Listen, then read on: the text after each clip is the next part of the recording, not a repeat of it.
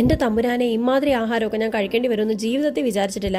എപ്പോഴും രുചിയുള്ള ആഹാരം മാത്രം ഇഷ്ടപ്പെടുന്ന ഒരാളാണ് ഞാൻ. പക്ഷെ ഇതിപ്പോ നിവൃത്തിയൊന്നുമില്ല. ഈ കുടിക്കുന്നത് പാല് തന്നെയാണ്, മഞ്ഞപ്പൊടിയിട്ട് മധുരമില്ലാത്ത പാല്. ബ്രേക്ക്ഫാസ്റ്റിന് കുക്കുംബർ ഇതുപോലെ അരിഞ്ഞിട്ട് അതിലേക്ക് കുരുമുളക് പൊടിയും ഉപ്പും നാരങ്ങാ നീരും ചേർത്ത് കഴിക്കും. പിന്നെ കൂടെ കഴിക്കാനാണെങ്കിൽ മുട്ടയുണ്ട്. മഞ്ഞയില്ലാത്ത മുട്ട എന്റെ പട്ടി തിന്നും. എനിക്ക് മുട്ടയുണ്ടെങ്കിൽ അതിന്റെ മഞ്ഞ വേണം. പിന്നെ ഈ കാണുന്ന കണ്ടോ, ഈ സാധനത്തിന് ഞാൻ കഴിഞ്ഞ ജൂണിൽ ഉപേക്ഷിച്ചാണ്. പക്ഷേ കാഴ്ച മങ്ങി തുടങ്ങി, ഇത് വെക്കേണ്ടി വന്നു. ടിവി മൊബൈലും ഒക്കെ കുറച്ചേച്ചും ഇതുപോലെ ബുക്കൊക്കെ വായിച്ച് നേരം കളയാൻ ഡോക്ടർ പറഞ്ഞേ. നല്ല കാര്യം, വായനാശീലമില്ലാത്ത എന്റെ കയ്യിൽ എവിടുന്ന ബുക്ക്? ഒരേ ഒരു ബുക്കുണ്ട്. നമ്മുടെ കാഞ്ചനാമയെ കാണാൻ ഞാൻ കഴിഞ്ഞ വർഷം പോയപ്പോഴേക്കും മൊയ്തീനിക്കാടെ ഒരു ബുക്ക് ഞാൻ വാങ്ങിയിട്ടുണ്ടായിരുന്നു. ഈ രണ്ട് വ്യക്തികളും എനിക്ക് ഭയങ്കര ഇഷ്ടപ്പെട്ടവരായതുകൊണ്ട് തന്നെ ഞാൻ 300 രൂപ മുടക്കി വാങ്ങി. അതിന്റെ ബില്ലാണ്. കാഞ്ചനാമയുടെ സൈനൂബിലുണ്ട്.